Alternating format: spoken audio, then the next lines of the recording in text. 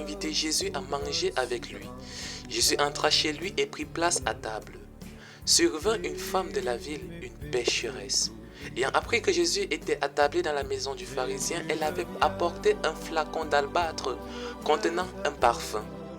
Tout en pleurs, elle se tenait derrière lui, près de ses pieds, et elle se mit à mouiller de ses larmes les pieds de Jésus.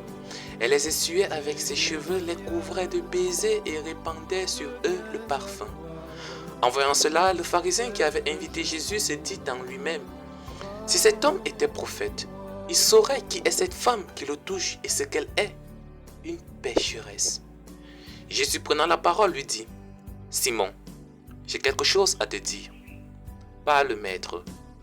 Jésus reprit: un créancier avait 2 débiteurs. Le premier lui devait 500 pièces d'argent, l'autre 50.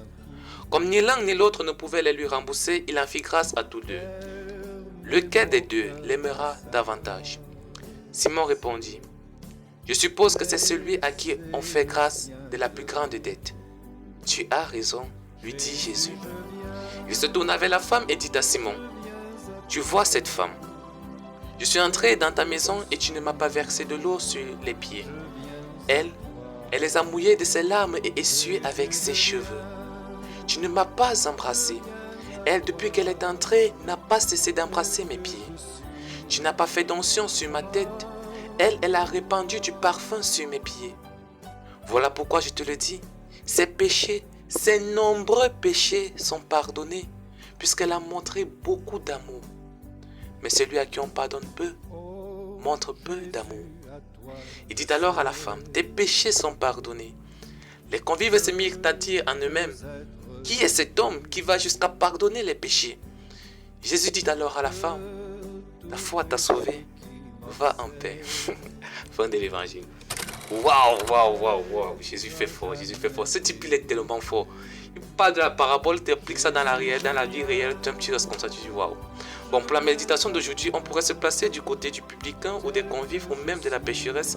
Mais je choisirais qu'on se place du côté de la pécheresse pour dire combien l'amour de Dieu est immense, pour dire combien son pardon n'a pas de limite, pour dire combien il fait beau de savoir que peu importe tes péchés, peu importe ta misère, peu importe ton passé, peu importe d'où tu viens, peu importe ce que tu as pu faire de mal ou de cruel ou même d'inimaginable dans ta vie, une fois que tu reviens au Seigneur comme cette pécheresse, il te dira: tes péchés sont pardonnés, ta foi t'a sauvé, va en paix. Sainteté un jour, sainteté pour toujours.